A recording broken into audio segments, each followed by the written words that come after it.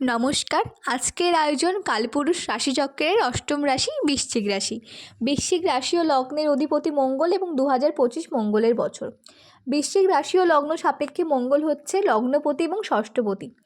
বৃশ্চিক রাশির জন্য, শুধুমাত্র রাশির জন্যই বলছি, সবথেকে ভালো খবর সেটা 2025-এ কিন্তু আপনাদের শনির ঢাইয়া শেষ হতে চলেছে।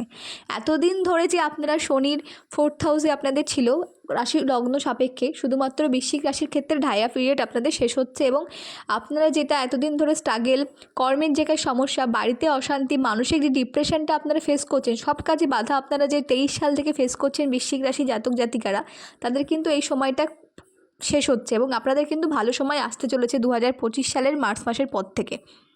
তো শনির গোচর আপনাদের তখন 5th হাউসে প্রবেশ করবে।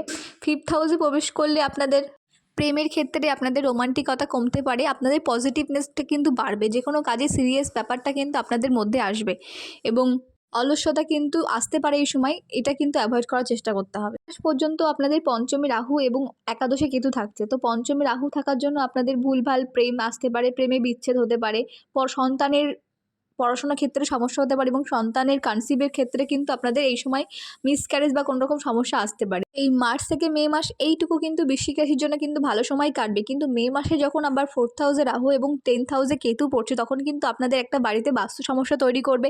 পারিবারিক ঝামেলা কিন্তু আপনাদের আবার হবে, হঠাৎ পারিবারিক ঝামেলা হতে পারে, কাউকে টাকা ধার দিলে হয়তো ফেরত পাবেন না বা কোনো রকম অর্থনৈতিক সমস্যা কিছু কিন্তু আপনাদের আসতে পারে এবং 10th হাউসে কেতু থাকার জন্য কিন্তু কর্মের ক্ষেত্রে একটু পলিটিক্সের শিকার কিন্তু আপনাদের হতে পারে।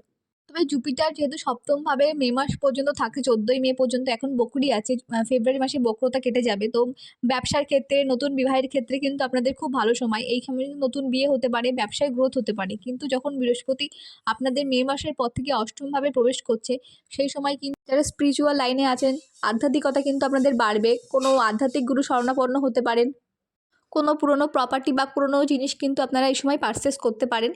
আর গুরুস্থানীয় ব্যক্তিদের কিন্তু আপনাদের হেলথের দিকে খেয়াল রাখতে হবে, আর কাউকে কিন্তু অ্যাডপশান করবেন না, মানে কাউকে আপনাদের সময় ভরণ পোষণের কারো দায়িত্বটা আপনারা নেবেন না এবং আপনাদের পার্টনারের নামে কিন্তু এই টাইমে আপনারা ইন্স্যুরেন্স করবেন না, শুধুমাত্র যতদিন আপনাদের অষ্টমভাবে বৃহস্পতি থাকছে। এবং এই সময় কিন্তু আপনাদের গুপ্ত শত্রুর কিন্তু বৃদ্ধি হতে পারে। তবে বিদেশ যাত্রার জন্য আপনাদের খুব ভালো সময়, আপনারা যদি মনে করেন বাড়ি থেকে দূরে থাকবেন, খুব ভালো আপনাদের জন্য এই সময়। বাড়ি থেকে দূরে থাকলে কিন্তু কর্মে উন্নতি এবং আপনাদের প্রচণ্ড স্পিরিচুয়াল কিন্তু ভ্রমণ হতে পারে।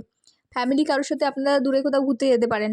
মার্চ মাস পর্যন্ত কিন্তু আপনাদের স্বাস্থ্যের যত্ন নিতে হবে, হার্ট বুক, পেটের কোনো সমস্যা হতে পারে এবং মার্চ পর্যন্ত কিন্তু আপনাদের মায়ের যে হেলথ ইস্যুটা ছিল সেটা কিন্তু আপনাদের মার্চ মাসের পর থেকে অনেকটাই কমবে। তবে মে মাসের পর থেকে কিন্তু আপনাদের সাবধান সতর্কতার সঙ্গে আবার থাকতে হবে।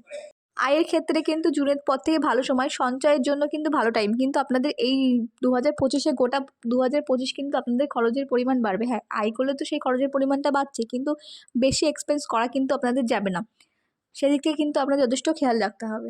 বৃশ্চিক রাশি জাতক জাতিকাদের কিন্তু 2025-এ বিয়ের সম্ভাবনা আছে। যেহেতু মঙ্গলের রাশি আর বছরের শুরুতেই মঙ্গলের নিজস্বতা দিয়ে শুরু হচ্ছে, তো বছরের প্রথম দিকে একটু অবস্টেকেল থাকবে, তো মার্চের পর থেকে আপনাদের কিন্তু ভালো সময় আসবে। ওভারঅল মোটামুটি 2025 বৃশ্চিক রাশি জাতক জাতিকাদের চলবে।